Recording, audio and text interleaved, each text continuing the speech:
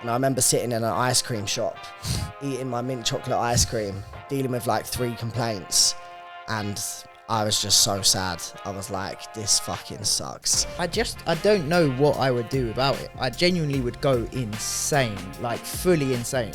As in, if there was no other alternative round here and you got rid of that, I would consider moving area. No joke. Oh, Nothing mate, that's is so passive true. in this world of business. And if people tell you it is, they are lying to That's you. so true. Don't buy that course. It's bullshit. Do you know what the maddest thing is? Obviously sacked him on his probation, but then at the end he finished it with like, if you don't, I'm gonna sue you and I'm gonna make sure the whole internet knows all about how poorly run your company is and all that stuff. I'm like, that is the dumbest thing I've ever heard. Run us through the story. You interviewed somebody recently. What happened, Joe?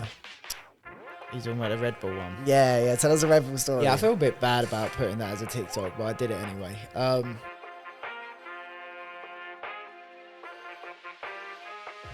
So how to run a business and still have a life. Do any of us have a life? I like to think we do. Yeah, I think we still do, to be fair. Luke still does. He's just come back from Ibiza. How was IB for Luke? Yeah, it was good. Obviously, it's hectic when you're there. Business is still running without me being around, which is good. I think it probably wasn't like that before. I remember when we first started, the first couple of years, it would be hard to go away, like, wouldn't it?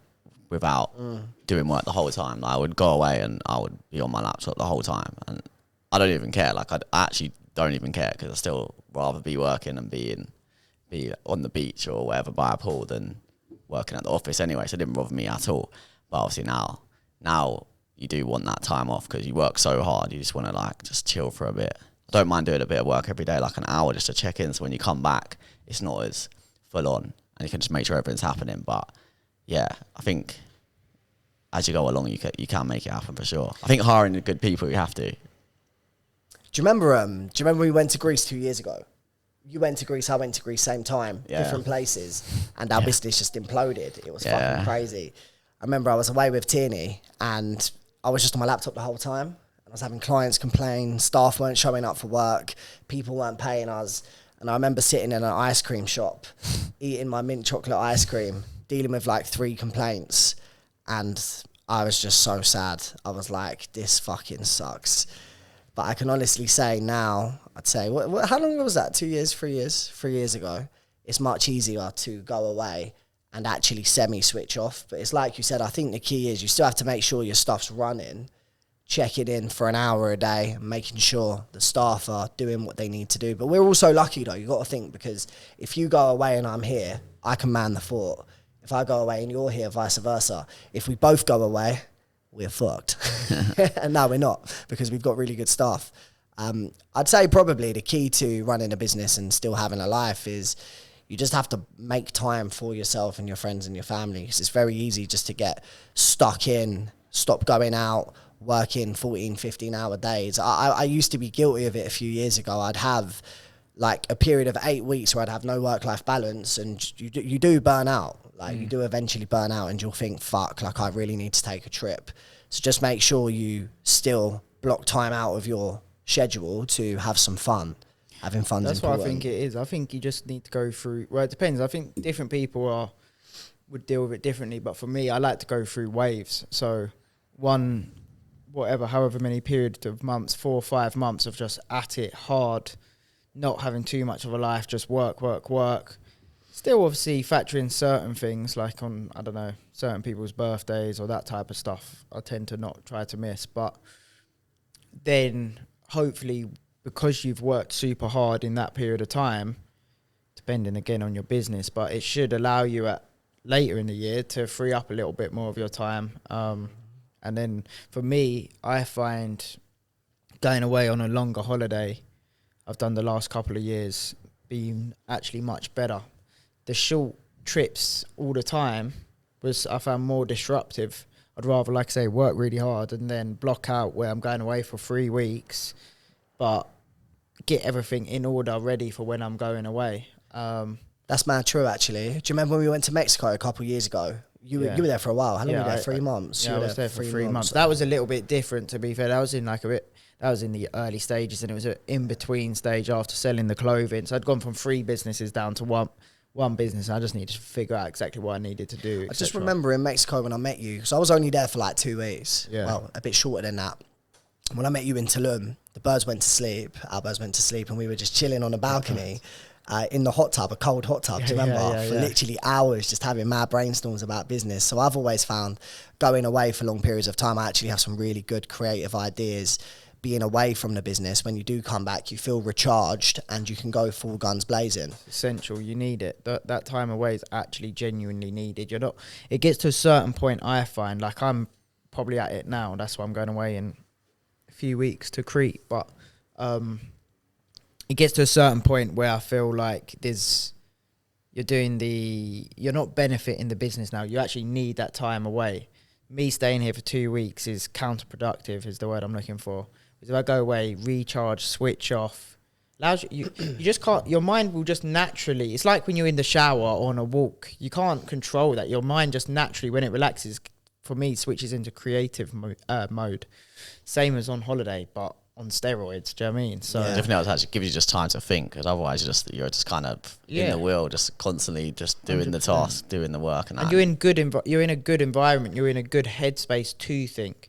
So you don't even need to force the thinking; it will just naturally flow because you're in a nice place. You're in a 5-star hotel. You're on a beach. You're you're in nice hot weather. Yeah, I think when you come back and you feel recharged, I've experienced this. You can genuinely get more done in 4 hours of consistent just work, pure monk mode focus than you could on a 12-hour day feeling a little bit burnt out, stressed, lethargic.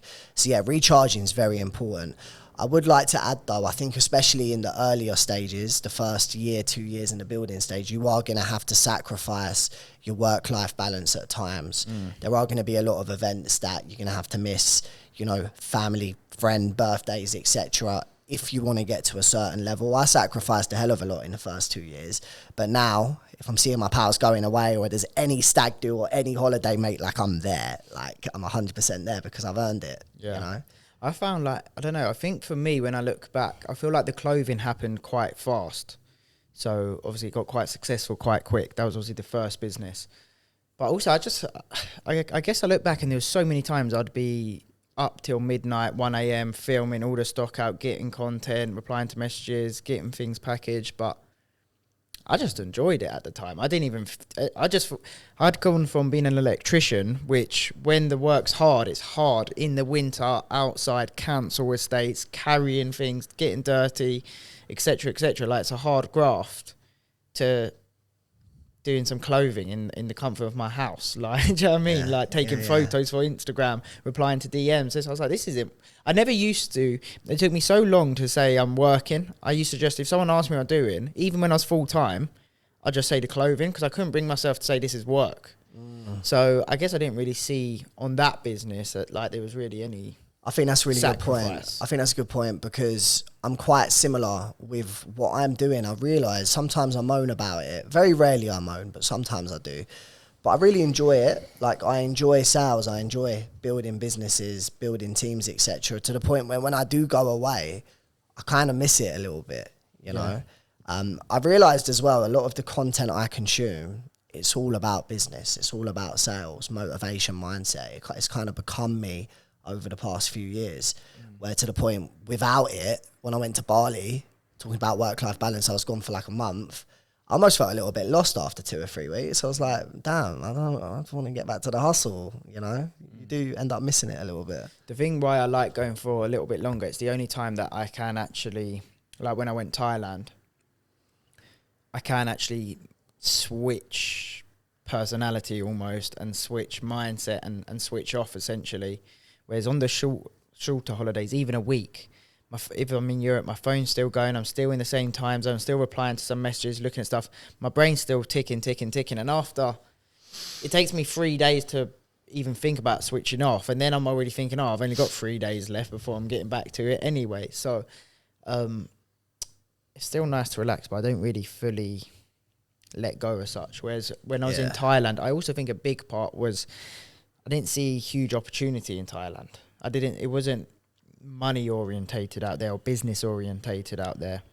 So my mind wasn't looking at everything going, oh, I could build an amazing beach club here. Oh, I could set up a restaurant here. Oh, I could do this and make millions. For me, I think factoring in, just blocking certain things out. You might say, okay, depends what you're into, but you might say, I'm going to go big party once a month. I'm going to go on a Friday night, gives me 2 days to recover, work hard up until 6 o'clock on a Friday. Then I'm going out, letting loose, and I'm having the whole weekend off to recover once a month. I think it'd be like being organised, isn't it? Yeah. Rather than like, it's harder to do spontaneous things because then it does mess up. Like, if I've got this and that to do, and then suddenly it comes up, like, I don't want to come here for a couple of drinks. Like, most of the time I'll turn that stuff down now unless it's like actually booked in, because then you can plan towards it. But that's a good point. I think a big key as well is, sorry to cut you off there, mate, is finding a hobby outside of partying that you actually enjoy. Yeah. So I know you've got into golf recently. I love playing squash, or maybe even playing golf for a while. I was playing golf from like 12 years old, and I've played golf twice this year.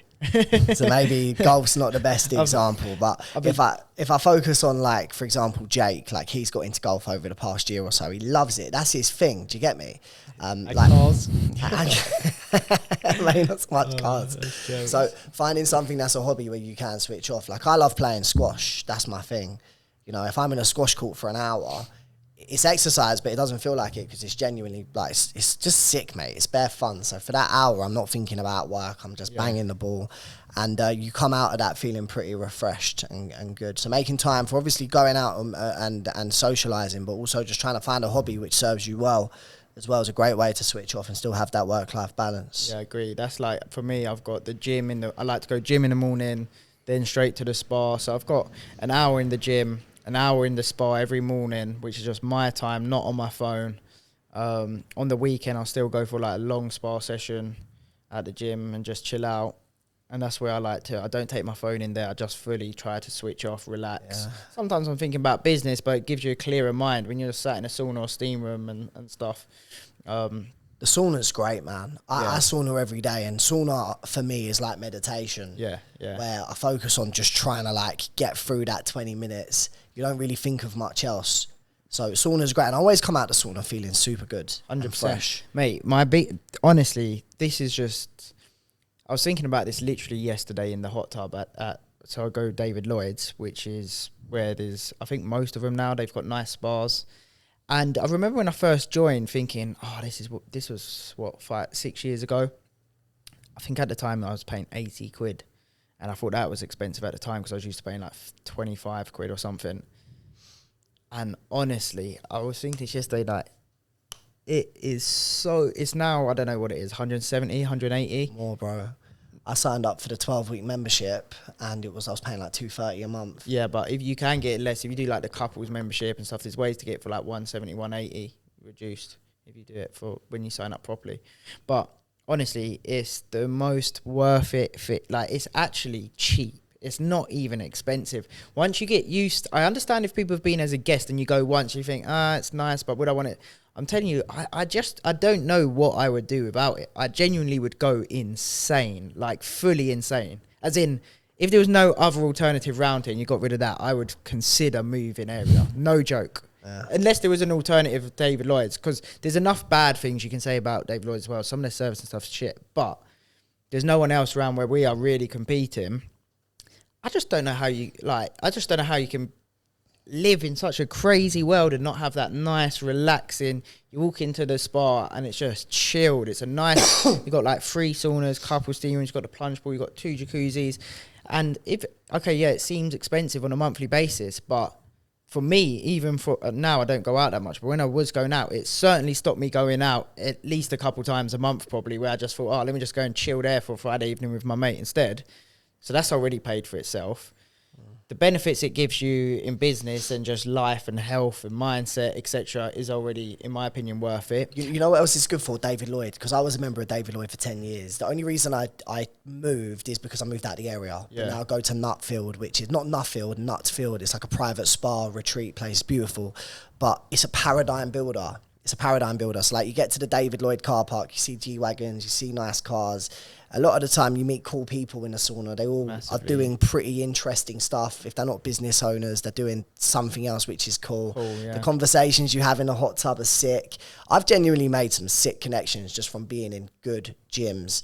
And I just don't know how I could ever go back to I could never go back to a normal gym. You couldn't honestly, I don't know what number I'd pay, but it's where I spend my third most amount of time probably. Because when you're there, it's not an in-out 45-minute gym session. I'll be there sometimes, every morning over 2 hours, and then on a weekend sometimes I go chill there for a few hours, and it's just such a nice environment. Like I say, I've met mad people. But I could track back probably £1 million of turnover work that started 5 years ago, but then obviously through recommendation started from a sauna conversation. Remember, you referred me, a 7-figure business owner, from someone you met in David Lloyd. I'm not going to say who they are. But yeah, that was from David Lloyd. And it's also just a situation of you could spend a whole day there if you wanted to. I used to work there remotely. Wi-Fi can be a bit questionable and it can get a little bit loud, but it's just sick. You can have business meetings there. The Beckenham one now has got these individual working pods though, where you can shut the slidey door and stuff. They're doing it all. They spent 6 million on the club, so that's pretty cool. Do you go Beckenham or Pearly Way? I go Pearly, but I'm going to go Beckenham as well, but I'm just waiting on they're doing the spa up still. So that's can you go both? Yeah, I can go with the membership. Yeah, if you've got the platinum. I used to really like the Beckenham membership. I like how it's got the 360 balcony thing and then the pools underneath it. But no, definitely. I just think don't underestimate if you're into gym or fitness, and if you're not, you probably you should consider getting into it, in my opinion. But yeah, I just wouldn't underestimate that stuff. My head would be absolutely frazzled if I didn't have that place to go to. Yeah.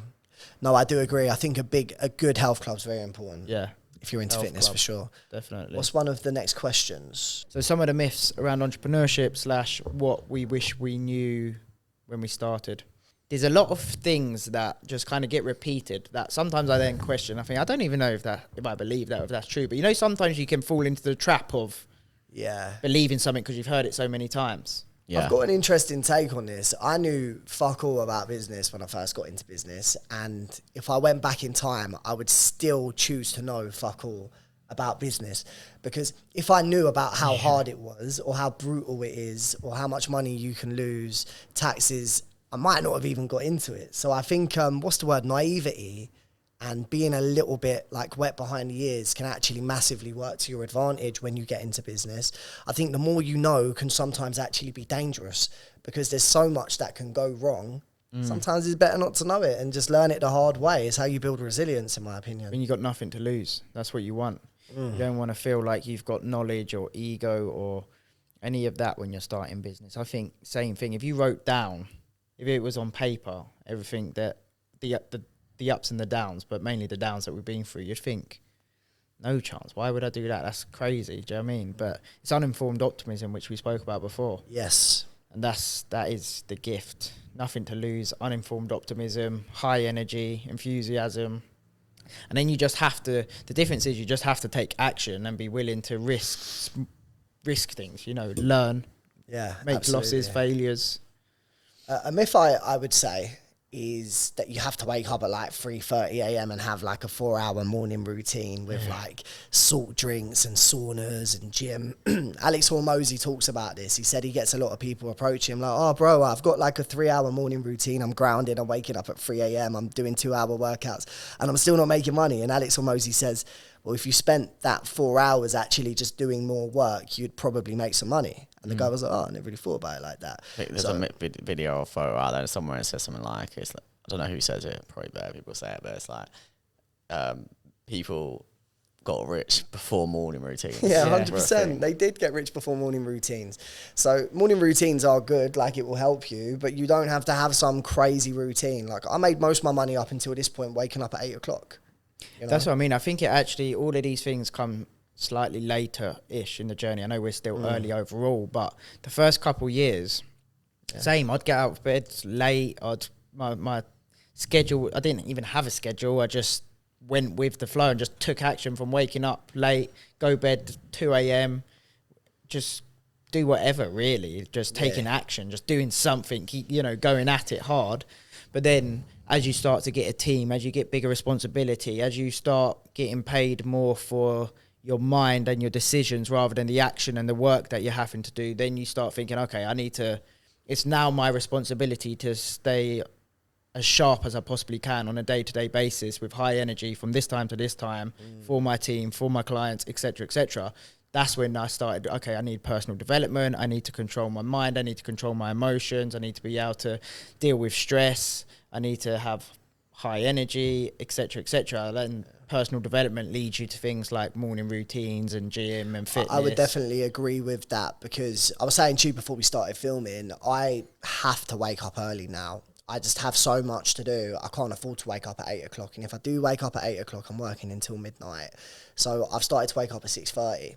And anyone who knows me knows I hate mornings. So you know how much I hate mornings, Luke, right? We all do, I think. Yeah, we all do. I mean, for me, this is like a new thing, but I can honestly say it's really helping. So I think when you get to a certain level, you're managing teams, you get into the higher figures, you kind of need more structure. But in the first couple of years, just enjoy being an entrepreneur. You're never going to have less responsibility in terms of, you know, managing teams, etc., than you do right now when it's just a one-man band. So I think the other myth, though, is about it being like passive and being able to get passive quite quickly, because everyone talks about passive all the time.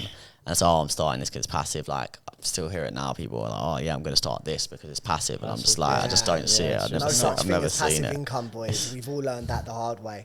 Yeah, it's funny you say that, because that was going to be the next thing I was going to say was passive income. Remember when we first started, we was all like 7 streams of passive income. Yeah, boys, I'm going to get 7 streams. But if I still ain't got 1 stream 5 years later, nothing's passive. Nothing is passive in this world of business. And if people tell you it is, they are lying to you. That's so true. Don't buy that course. It's bullshit.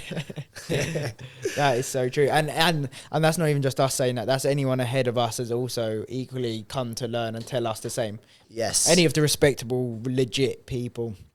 It's just not a thing, because even, let's say, I think I'm pretty close now to most of the day-to-day of Pure is running itself.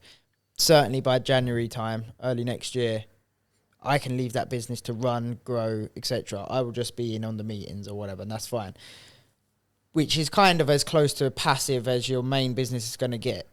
But if push comes to shove, and it's something big happens, or big decisions, or big problems, or big amount of stress, it's just going to come straight to me pretty quick. Yeah. And the more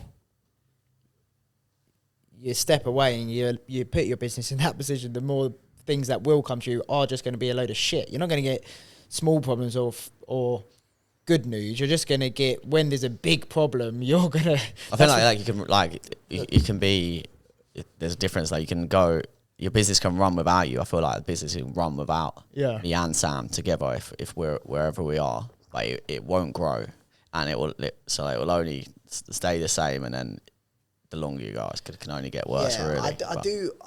I agree with that. I kind of disagree with it slightly as well, in the sense of, I feel like if you find, there's a piece we haven't found to our business yet, but if you find a head of growth, like a real head of growth, that his main job is to drive revenue, kind of like what I'm doing, it could grow. But then where it wouldn't be automated is, it's like you just said, Joe, if there's a big problem, the head of growth ain't going to deal with that. The business owners are going to deal with that, because they're the problems that are so fucked up, you wouldn't even want a staff member to deal with it, because you don't want to neg them out. You know? So that's where I don't really believe in the whole automation thing, or passive income. Yeah, passive income's a big lie. It doesn't exist. We used to get this lie a lot about starting a digital marketing agency, and then you can work 2 hours a week if you run a digital marketing agency, apparently, and then you can work from anywhere in the world, like Bali, of 2 hours a week and make 50k a month, right? I can categorically tell you now, you cannot do that if you're starting within the first year of business. It is just impossible. Yeah, maybe you can. Maybe you can in a few years' time. Like, I was in Bali for the whole of January. The business was running without me. But with the occasional Zoom meeting I was trying to take in Bali, firstly, the Wi-Fi connection's shit. Secondly, you're getting attacked by mosquitoes and these things that fly through the air, left, right, and centre. It is not like as glamorous as you think it is with an online business. There are still many challenges from working remotely across the world if you're doing this whole nomad thing, which a lot of people don't talk about.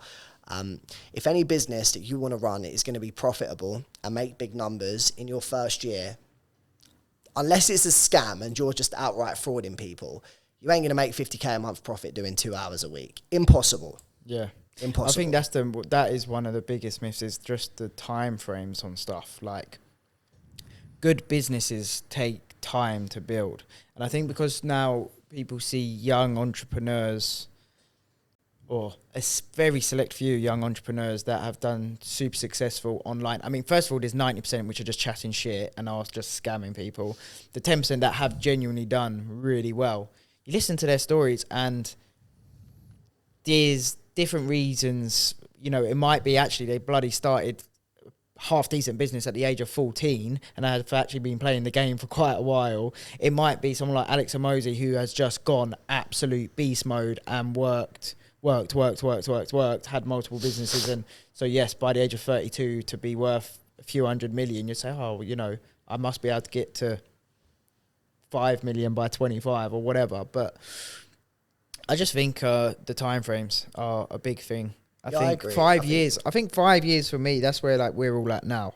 5 years is what it takes to be a bit established in business, have a head on your shoulders, understand what the game is, see some success, see some losses, get rid of that uninformed optimism, understand that how this world properly works, and start to find some really good staff members, get a good reputation, etc., and have something a little bit more substantial. I think it takes at least 5 years. From the 5 years, I think now, if you've got a good business and you've done really hard work for the last 5 years, I think now you'll see,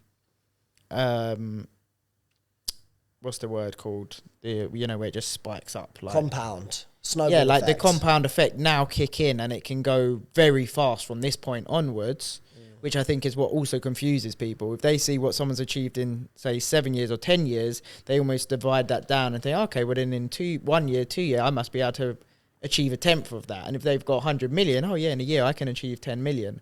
Yeah. No, because they probably made 90% of that in the last 24 months. Do you know what I mean? Just because of the compound effect. I think 5 years is a realistic number.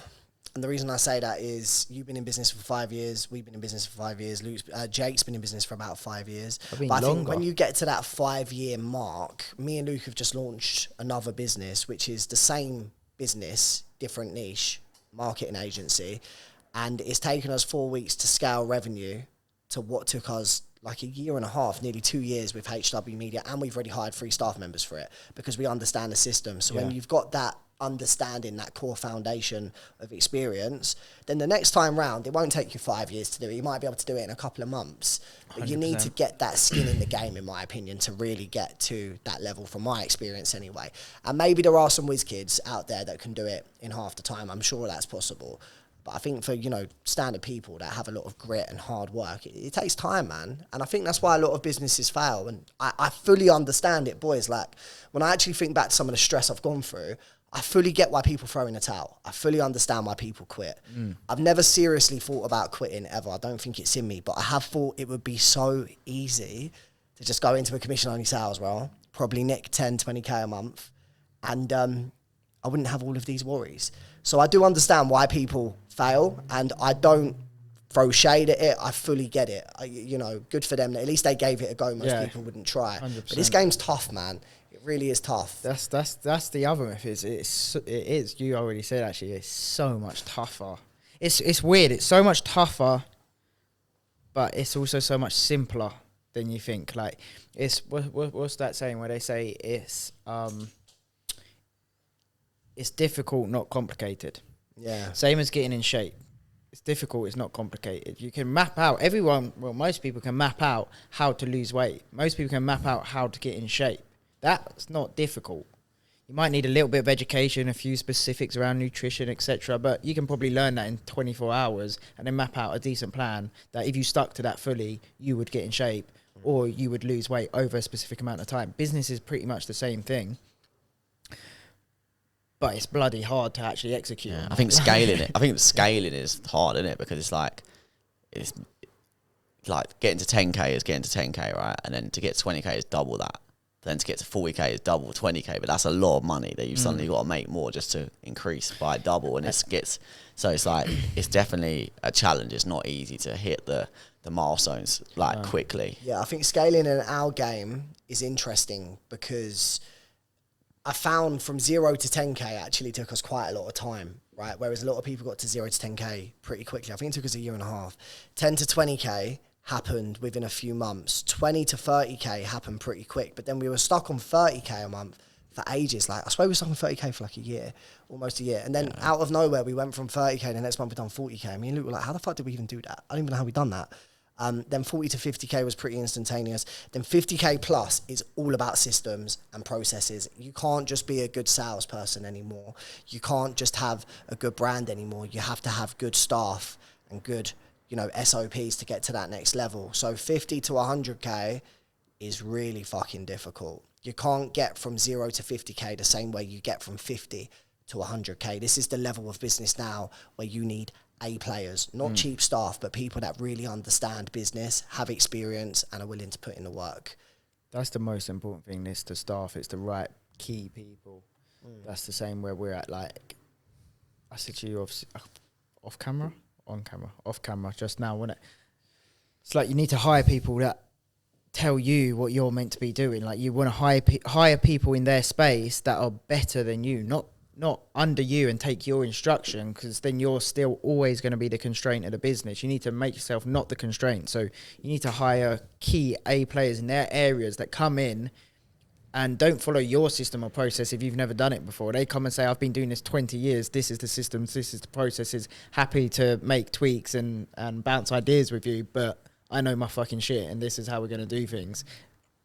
That's what you need. As long as there's no ego when they're coming in, they're not closed-minded, they're obviously going to take your instruction, listen, and brainstorm, bounce ideas, etc. But that's essential. And honestly, what I used to think is,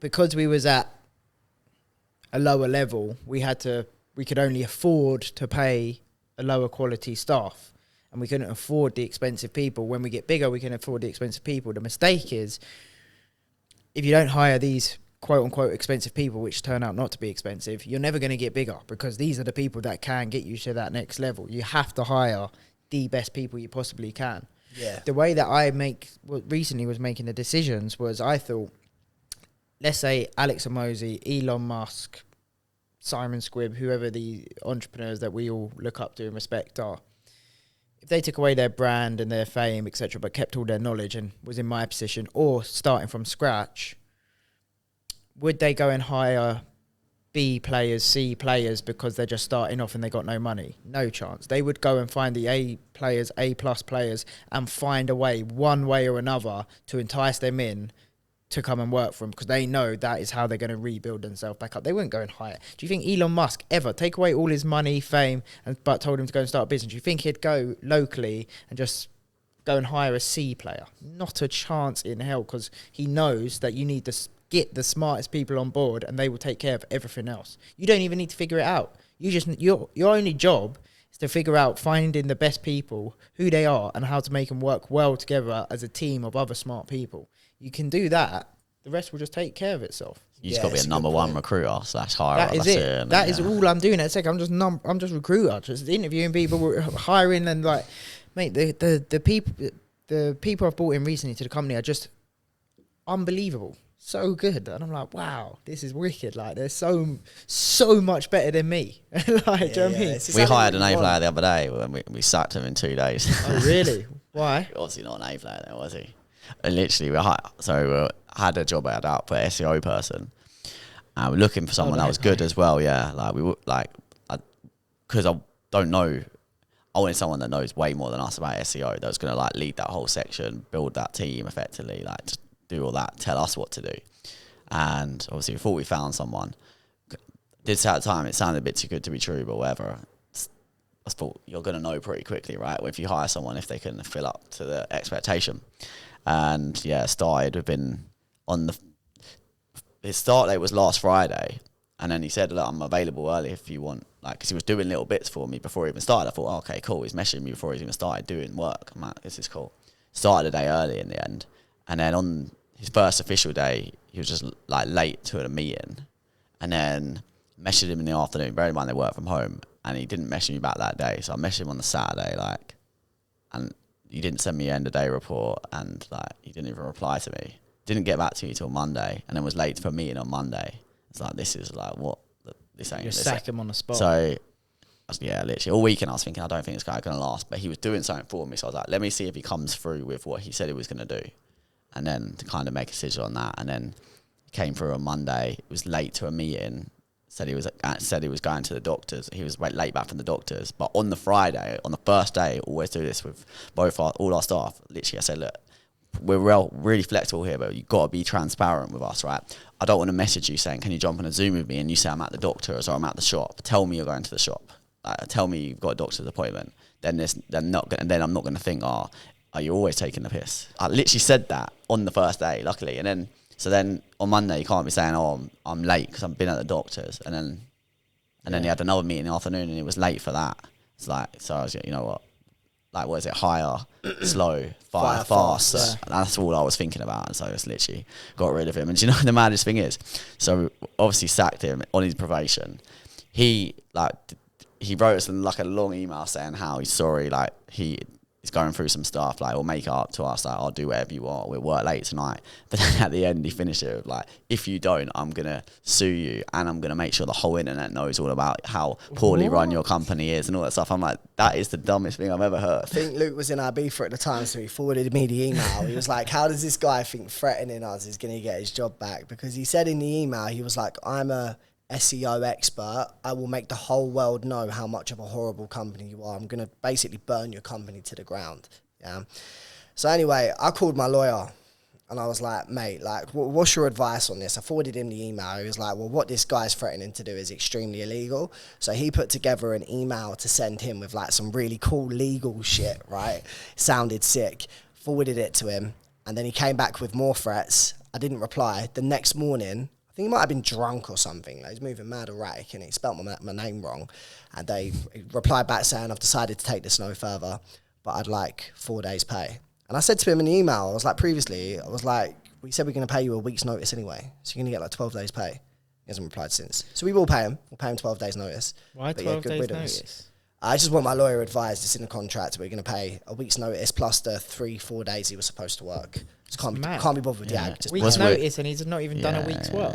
But literally it was only half. You have to. That's bollocks. Yeah, I agree, but you know. You just said to be on the safe side, like do what it says in this in black and white. But it's what it is. It didn't it's one of those things. But I think he actually felt, I don't know, because obviously I'm not too sure on what his actual situation is now looking at it, but he thought generally like we do this a lot. Like I think that's the quickest time I've ever fired anyone in my life, literally. But I just, you know, and sometimes like someone who's been here for 6 months shouldn't be acting like this, let alone someone that's been here for like 2 or 3 days. You know what I'm saying? So to be fair, I instigated it. I was like, my vote is fire him now. And then the other boys were like, yeah, let's get rid of him. And then Luke was like, because Luke's normally good cop and I'm bad cop. I'm on firing people. Luke likes to give people more of a chance. But when Luke was like, we're going to get rid of him, I was like, oh shit, it's going to go down. We got rid of him. So yeah, obviously now I need to get someone else, which is long. That's the hardest thing. It's like, I want to hire good people. Got a couple of job ads at the moment, but actually trying to find the people, it's like very time consuming. Like there's so many CVs I've got to go through now. It's long, but it is worth it. Like when you find someone, you're like, oh, this is a good one. Like we think we've just hired someone good for the trade upgrade. Like he's client success manager, so his account manager, look after staff. Used to work for Ferrari, and that's so definitely customer service orientated marketing. This guy seems like an A player. He wears glasses, mate. Like, that's all you need to know. He looks like the bollocks. Yeah. If someone was your account manager and he had slick back hair and glasses and he sounded like pretty articulate, you would be like, oh yeah, please be my account manager, you know. Yeah. So he's hired, not just because of the glasses. Obviously, he's actually a very intelligent You do just get a good vibe off people. Like that's why I like to get people obviously here in the office, and then I just sense the energy straight away. Like that's one of the biggest things. Make sure we're aligned. Yes. And I make sure I tell them like how we are as a culture and how we are as people and the positivity. I always even mention, I say, look, like I wear crystals. Everyone in the office all actually has these crystals. I've got crystals on my desk. Like it's all very positive energies, no negativity in here. We all are into personal development, etc. And then I just see how their face, if they're like, oh yeah, or if actually they, oh wow, like, and they get enthusiastic, and some really bite at that and get excited, and then I think, yes, you're a good fit. Run us through the story. So I know you put this on your TikTok. I don't think you spoke about it in the podcast. You interviewed somebody recently. What happened, Joe? Are you talking about the Red Bull one? Yeah. Tell us a Red Bull story. Yeah, I feel a bit bad about putting that as a TikTok, but I did it anyway. So I was hiring. I don't like interviewing people, and I must have hired about 20 people in a space of like 3 weeks, and have to read through CVs, etc. It's just, you know how it is hiring people. It's long. I was hiring for like 3 different roles at the same time, and like I say, I'm only looking for A players. I want the best of the best. So most of the time, you can filter that through CVs or an initial call. A couple sometimes slip through, and there was a few painful ones actually. But this specific one, I always say, "Oh, do you like tea or coffee?" She's like, "Oh no, I'm alright. I just had." This is like 9 a.m. I said, "Oh, would you like a tea or coffee?" She said, "Oh no, I just had a Red Bull this morning." I thought, mate, I feel bad, but this was for the marketing manager, and we're a high-end company. Yeah, you have to be, and this isn't me shooting shots. Like, do you know what I mean? I don't care if the guys on the tools or whatever drink Red Bull, but I just think if you're going to come to an interview, is that really the first thing that's going to come out of your mouth to walking into a high-end company, all design-orientated? It's very important around how you look, speak, envision things. Like, you know, for the clients, we have to be aligned. And I know that would never come out ever in a million years of any single one of my clients' mouths. So I just think that's not really what I'm looking for someone that's going to try and speak to our clients through our brand and our brand voice. You know, so I just straight away I thought, no, not hired. So did you continue the interview, or did you? I did, but I just kept it short, sweet. Once my brain's, I know within 10 seconds if I'm interested to speak to you or not. If I'm not, I'm like, oh fuck, how can I get you out of here? Because I made a big mistake. So now I might not offer everyone tea or coffee, and I might just wait 30 seconds, and then when they sit down, if I've got a good feeling, I say, oh, would you like tea or coffee? You know, because I did it for this other guy. Honestly, he said he was here for like an hour as well. And I was tired. I couldn't be bothered. It was hot. And he spoke in one sentence the whole time. And his tea was down there. And I was doing like NLP because I was trying my hardest in the end to get him to sip his tea, to finish, to hurry up and leave. And he kept then going down. He'd have the tea in his hand, and then he'd put it down and carry on speaking for like another 10 minutes. I'm like, oh my God, he wouldn't even drink his cup of tea for ages, just going on. I was just trying to interrupt and get him out, but...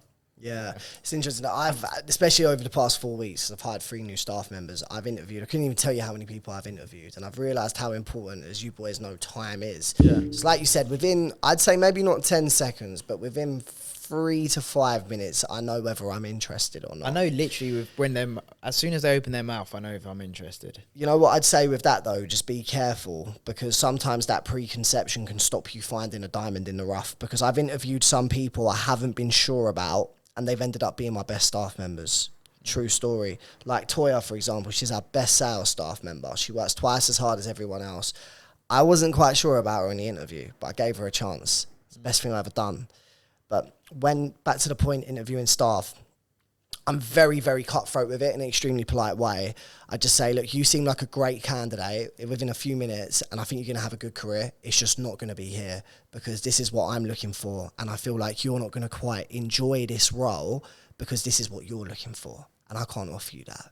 So I wish you the best. I think you are good at it. You're just telling there and then, because at the end of the day, it makes sense as well, because then you don't have to go and call them again or send another email. Like, you might as well get it off there and then. Yes, 100%. They don't have to think about, did I get the job or not? Like, so I did it with someone else the other day, because I was like, look, you know what, to be honest, I don't think it's going to work for you. Like, but doesn't mean you're not good for another company, but this is X, Y, Z, why it ain't going to work. And then they did respect to you guys are good people. I'm a terrible person, mate, because when Leanne was away, like, there's ones I forgot. I think you got to do it in front of them, though. It's a bit different. You get people here. I forgot to even... message them back, innit? I can't lie. Like, I just I found a CV down the side of the sofa the other day, and I thought, fuck, she weren't even that. I weren't going to hire her, but she weren't that bad. I thought, fuck, I was genuinely meant to reach out to her, and I just forgot.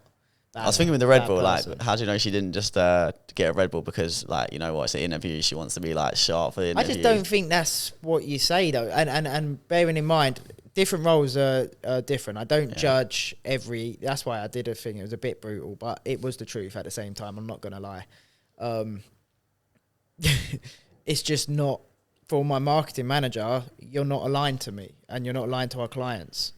I guarantee there isn't one of our clients that drinks Red Bull. So you're not aligned to them. And they certainly don't drink Red Bull at 8 a.m. in the morning.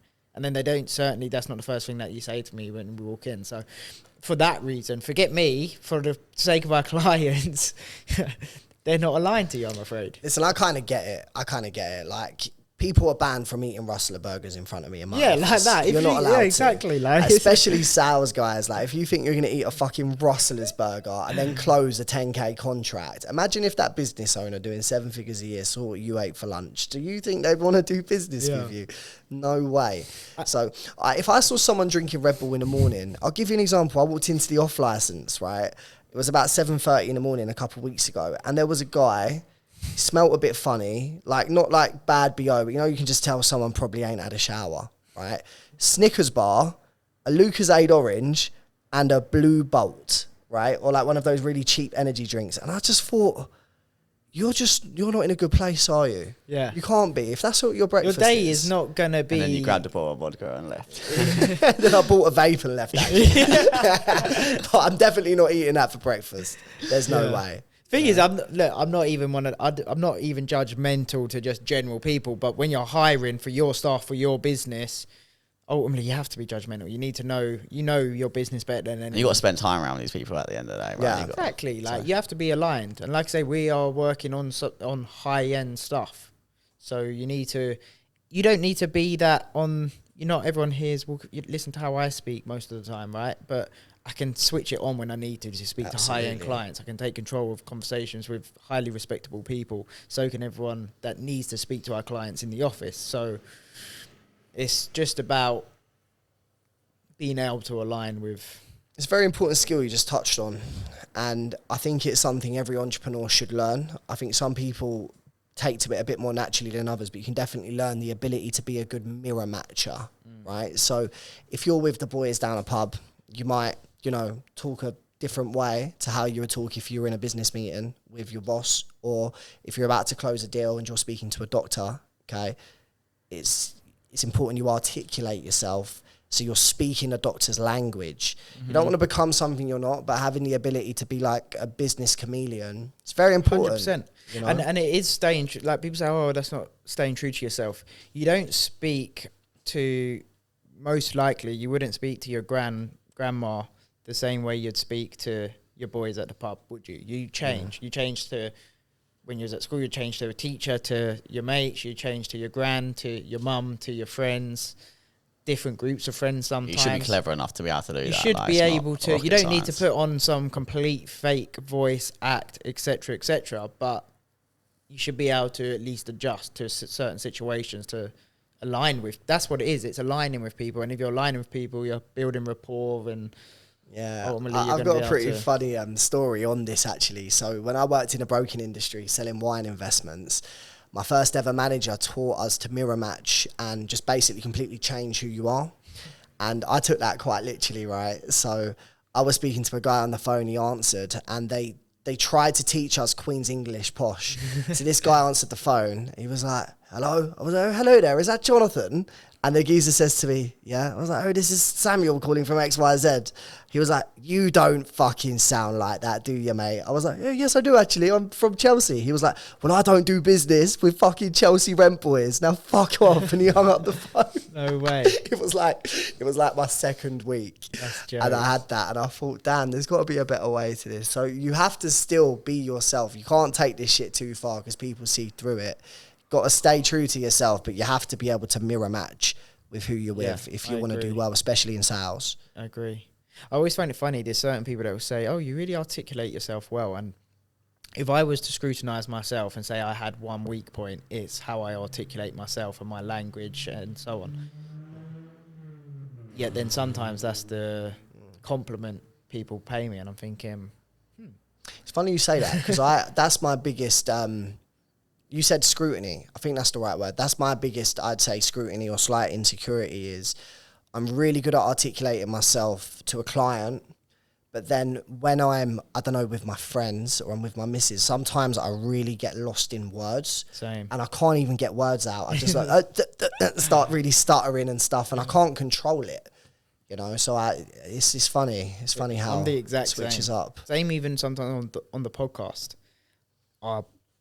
I had too much going on my brain that I was waiting to say, that then when I come to say something, I just fumble my words. Yeah. I don't care about it now. It is what it is. But when I'm with clients, I think it's, you just get into muscle memory, you get into a routine, a sequence of, you kind of switch it on when you're with a client. You just transition. You can't really, I guess you can improve, but I don't, and teach it, I guess.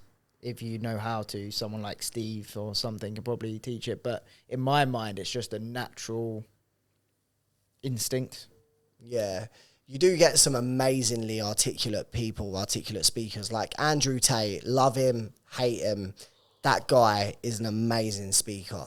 His ability to speak for so long at a period of time, be engaging, interesting, and not even fumble his words once. Like, that's an art, man. Yeah. I listen to this guy speak and I just think, you're like one of the best speakers in the world. And his brother. You know? I actually think I prefer Tristan nowadays to Andrew. He's like a chilled out version of Andrew. Kind of like a James Bond type character. A little bit more relatable, kind of. Yeah. Yeah, Andrew Tate just feels like he's just some marketing kind of trying to make as much noise as he possibly can.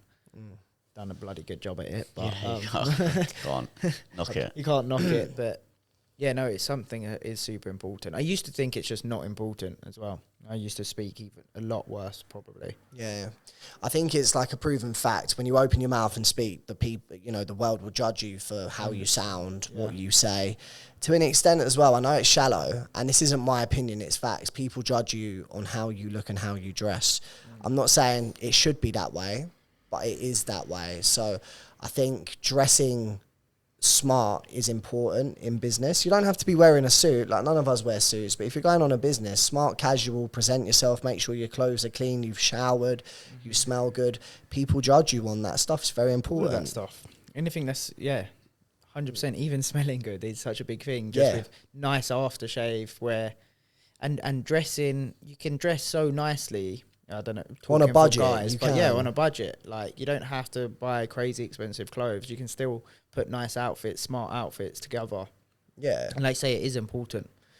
There's so many brands, like as a man, that you can buy from on a budget. You don't have to wear like Moncler, Gucci, Louis. In my opinion, it actually looks quite tacky if you 100%. Overdress in designer anyway.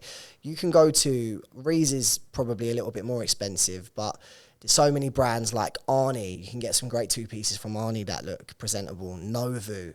M&S now. M&S is the bollocks now, You said that the other day. So apparently Sam told me, I think, I don't know if this is true, but apparently the guy from Rees, and it looks like it based off the style, someone from Rees, I don't know if it's the main designer, has gone to M&S, and I bought some of their stuff the other day. Unbelievable, mate. Proper good quality, nice. I told you that, right? Yeah. Yeah, that's what I just said. Oh, you said, okay, I thought you meant someone else. Sam said it the other day, no. I'm with you. Yeah, mate, it was banging. So, and it's funny because Rees sold to Next, and a lot of people are saying that Rees' quality is diluted now. I only started shopping in Rees a couple of years ago, so I've only ever known Rees how it is. Yeah, Rees is the one. Rees is my favourite brand, to be fair. I like Rees. But then M&S now have like the same designs as Rees, but it's the old guy from Rees. So now I'm starting to think, oh, okay, I might just have to go over to M&S now, you know? I don't know. So a bit of a different... We veered off on a few topics, but... We always veer off, don't we? Appreciate everyone tuning in. Guys and girls, just a quick one from me. We are on the road to 1,000 subscribers on our YouTube channel. So please, please, please do us a massive favour. Hit the pause button now.